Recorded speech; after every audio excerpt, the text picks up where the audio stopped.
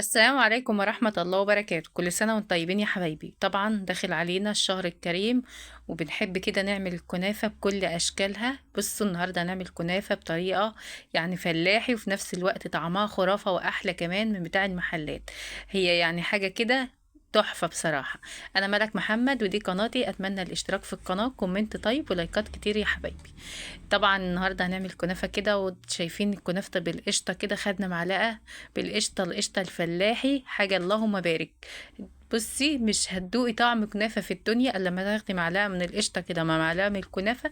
هي دي يا حبايبي الكنافه اللي بالقشطه الفلاحي، مش بالقشطه الكدابه. انا كفلاحه بحب اعملها بالقشطه الفلاحي بتاعت وش اللبن يا حبايبي. دي منظر الكنافه معانا. بحبش سمكها يكون عالي، بحب يكون متوسط كده عشان تبقى بصوا يعني شايفين اللون عامل ازاي، اللهم بارك. اللون احمر من فوق من تحت، تحس ان الكنافه مكرمله معاكي كده، طعمها جميل. وكمان انا ضايفه لها القشطه بتاعت وش اللبن، بتخلي طعم الكنافه في حته تانية خالص غير اللي انت بتجيبيها وتشتريها.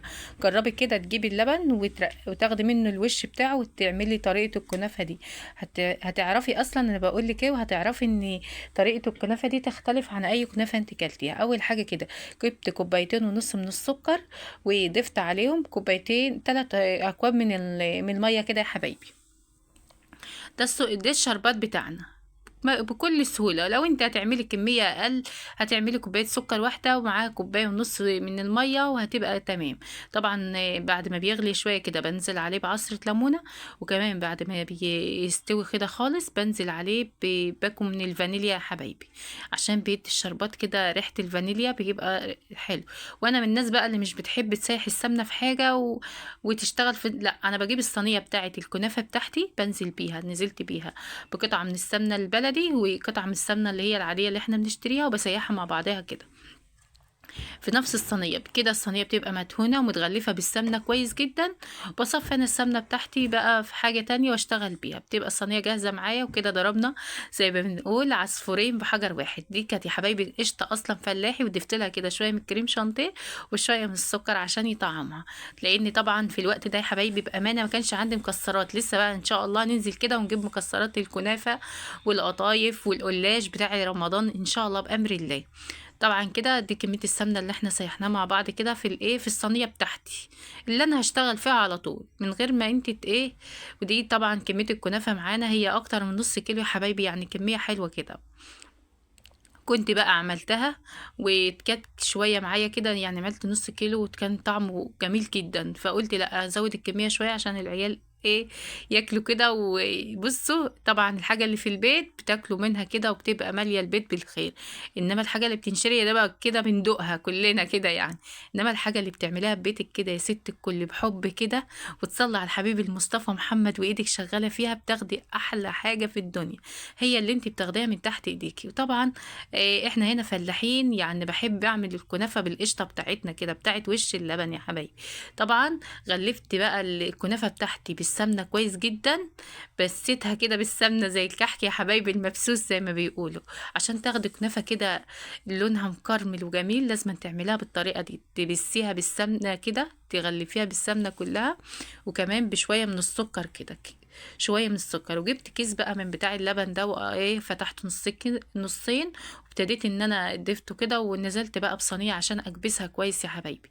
كده انا بسويها بس قبل ما انزل بالايه بالقشطه بتاعتي والحشوه يعني.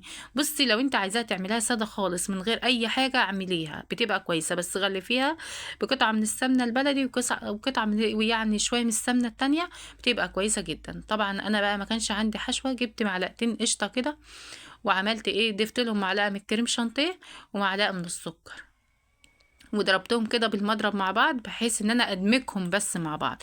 طبعا ما غلفتش الصينيه كلها ليا ملك، عندي ولادي في جزء منهم بيحب مثلا قشطه والباقي لا. فقلت ايه عشان نقسم البلد نصين كده يا حبايبي، الكل يبقى ايه ياكل وهو مبسوط.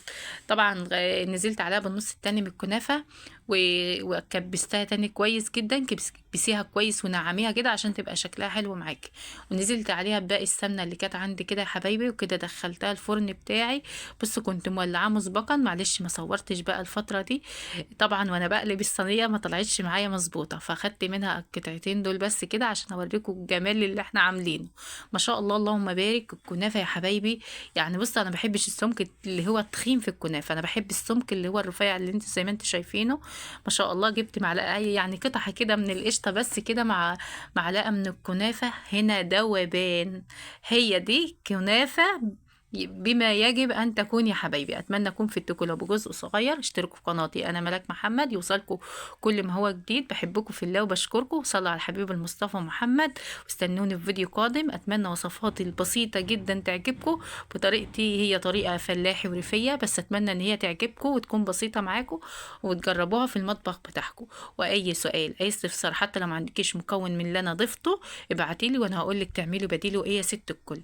وحاولي تخلي سمك الكنافه مش عالي عشان تبقى مكرمله زي ما انت شايفاها كده، قطعه الكنافه مكرمله. بصوا دايبه دوب يا حبايبي بالقشطه والسمنه البلدي. بشكركم والسلام عليكم ورحمه الله وبركاته. استنوني في فيديو قادم.